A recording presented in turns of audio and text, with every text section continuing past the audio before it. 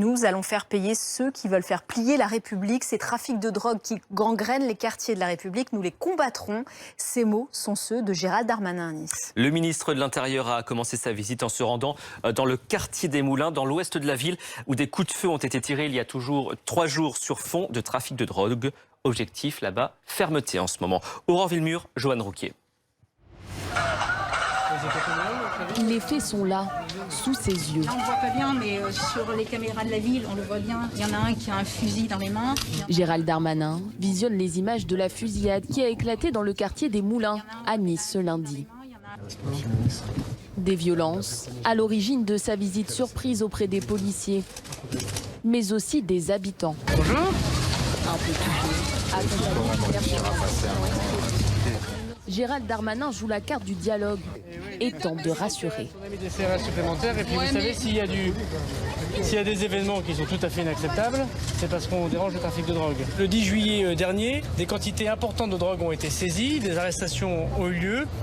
Et il y a des conséquences quand on dérange les trafiquants. Et ces conséquences, nous les assumons, nous les déplorons et nous les assumons. Et je veux dire que nous allons faire plier ceux qui veulent faire plier la République, ici à Nice comme ailleurs. Un gouvernement qui prend la question de l'insécurité à bras-le-corps, à commencer par le Premier ministre Jean Castex. Il y a des actes profondément inadmissibles. Je vais très prochainement me rendre à Nice.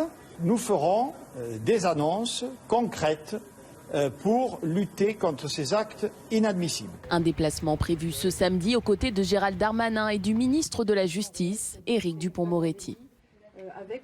Bonsoir Denis Jacob, vous êtes le secrétaire général Alternative Police. Merci d'être en direct avec nous sur BFM TV. Nous allons faire payer ceux qui veulent faire plier la République. C'est une promesse en l'air ou pas pour vous ?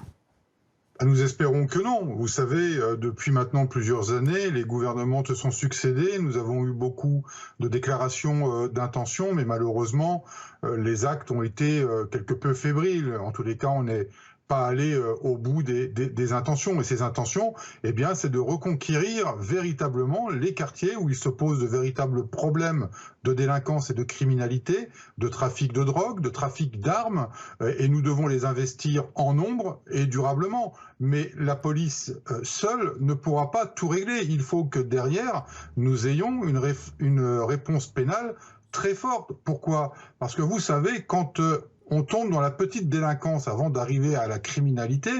Dans la petite délinquance, quand vous faites un acte d'incivilité, par exemple, et que vous êtes interpellé, la procédure faite par mes collègues est à peine terminée, que l'individu se retrouve libéré avec une simple convocation en justice dans plusieurs mois. Ce qui laisse un message d'impunité et qui leur permet de recommencer. Donc il faut que la justice, qui fait partie de la chaîne pénale avec la police, soit d'une fermeté particulière dans les quartiers où ces trafics sévissent depuis de trop nombreuses années. Denis Jacob, les peines planchées de Nicolas Sarkozy, elles avaient été supprimées par François Hollande et son gouvernement socialiste. Depuis, elles n'ont jamais été réintroduites. Est-ce que, selon vous, c'est une mesure qui pourrait être reprise ? Écoutez, les peines planchées avaient été portées par une autre organisation syndicale de la police nationale. Ça pouvait être une idée intéressante si on ne disposait pas déjà de l'arsenal judiciaire. On a les lois qui permettent de sanctionner à la hauteur de la gravité des faits, sauf que ce n'est pas appliqué.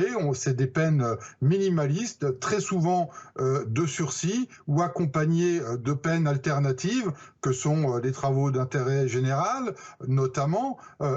Non, il faut arrêter avec... Je ne vais pas parler de laxisme, mais en tous les cas, de cette consensualité vis-à-vis des délinquants. Il faut une justice ferme, juste et équilibrée, mais ferme, pour pouvoir permettre à la police nationale d'éradiquer les noyaux durs de délinquance dans ces quartiers. Et une fois qu'on aura éradiqué ces noyaux durs de délinquance, nous pourrons réinvestir durablement, parce que vous le savez, la police nationale, quand elle intervient dans les quartiers difficiles, elle est assimilée ni plus ni moins qu'à un ennemi de territoire, des territoires qui sont occupés par des délinquants et des criminels, et qu'on n'y intervient que quand il y a un problème, mais de manière quotidienne, nous n'y sommes pas de manière permanente. Et il y a une trentaine d'années, il y avait dans ces quartiers difficiles ce qu'on appelait les commissariats de quartier, c'était des annexes au commissariat principal et les policiers y étaient en permanence. Tout cela a disparu à la fin des années 90. Si on veut réinstaurer une police préventive, une police de proximité qui réponde aux attentes de la population, il faut que nous commencions déjà par éradiquer les noyaux durs de délinquance. Denis Jacob, on a une question de Dominique Rizet qui est notre consultant police-justice à BFM TV. Bonjour Denis Jacob, est-ce que la dépénalisation pourrait être une solution ? Bonsoir Dominique Rizet. Écoutez, tout dépend des infractions. Vous savez, on a longtemps polémiqué sur la dépénalisation du cannabis. Si cela permet de mettre un terme à certains trafics, à certains réseaux, pourquoi pas, en espérant que ces réseaux ne se reportent pas sur un autre type de trafic.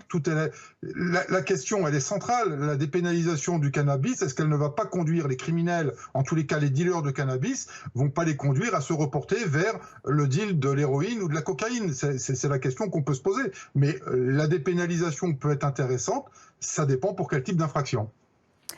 Quand Gérald Darmanin disait reprendre des mètres carrés aux trafiquants de drogue cet après-midi, il a dit on dérange les habitudes, il y a eu des quantités qui ont été saisies et il y a des conséquences.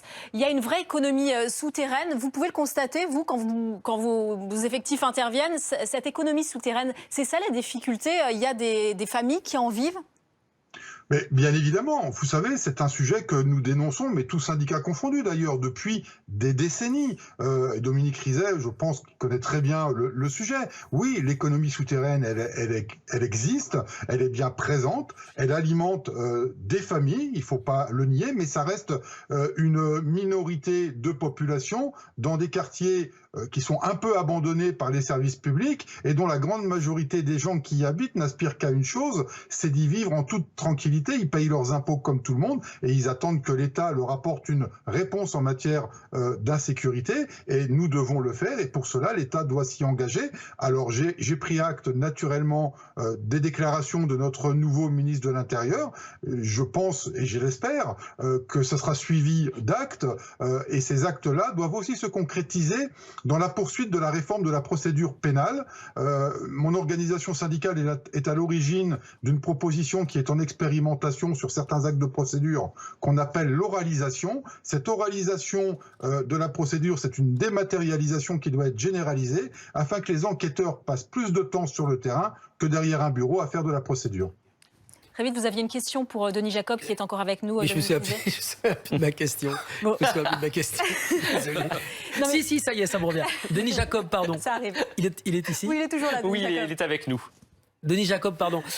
La fin de Christophe Castaner, et quand je dis la fin, c'est la fin de son mandat au ministère de l'Intérieur.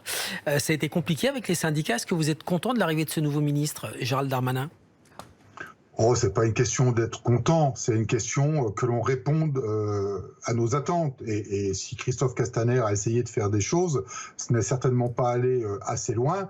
Et puis, cette tendance à faire le grand écart entre d'un côté, on soutient la police et ensuite on alimente la stigmatisation par rapport à la réaction de tel ou tel collectif n'était plus durable et acceptable pour les syndicats de police.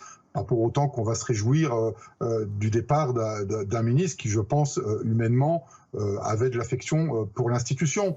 Gérald Darmanin est là aujourd'hui. Nous ne voulons pas servir de faire valoir et d'arguments politiques ni aux uns ni aux autres. Nous, ce qu'on attend, et vous le savez, ça fait des années qu'on le dit, il y a un malaise profond dans la police nationale. On dénonce depuis des années la problématique des conditions de travail, et notamment sur le terrain, par rapport aux outils juridiques, par rapport au matériel. Donc aujourd'hui, on a des déclarations, comme on en a à chaque changement de gouvernement ou de ministre, des déclarations d'intention. Donc moi, je ne préjuge pas des intentions de mon ministre de l'Intérieur. Moi, je suis comme d'habitude à l'arrivée d'un nouveau ministre, j'attends des actes et des actes forts. Gérald Darmanin s'y est engagé à l'occasion d'une réunion intersyndicale, enfin multilatérale, en début de semaine. Eh bien, j'espère que ce sera suivi des faits. En tous les cas, les policiers sont en attente forte de réponses concrètes. Le ministre s'y est engagé tout en ayant la lucidité de dire qu'en 20 mois, il ne ferait pas de grandes réformes de fond, mais qu'il souhaitait avant tout répondre de manière concrète aux problématiques de terrain. Donc j'espère avoir de bonnes joies pour mes collègues dans quelques mois, de façon à ce qu'ils puissent faire leur travail dans de meilleures conditions et surtout dans des protections juridiques qu'ils n'ont pas aujourd'hui. Je pense notamment à cette problématique de vidéo qui les mettent systématiquement en cause et qu'eux ne peuvent pas mettre en opposition de par leurs moyens. Denis Jacob, qu'est-ce qui vous manque aujourd'hui? On dit que la police est plus nombreuse, mais pas forcément mieux formée et mieux équipée. Gérald Darmanin, il avait annoncé cette semaine un déblocage de 75 millions d'euros pour financer 2300 véhicules au profit des policiers et gendarmes. Le compte y est ou pas encore?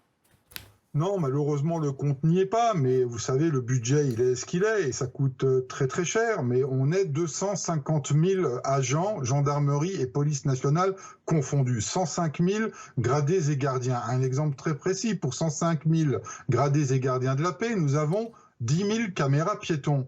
Comment peut-on assurer une protection juridique de nos collègues en intervention si on a à peine 10% de matériel pour qu'ils puissent démontrer par l'image, pour s'opposer aux images qui les mettent en cause systématiquement et qui les accusent de violences policières?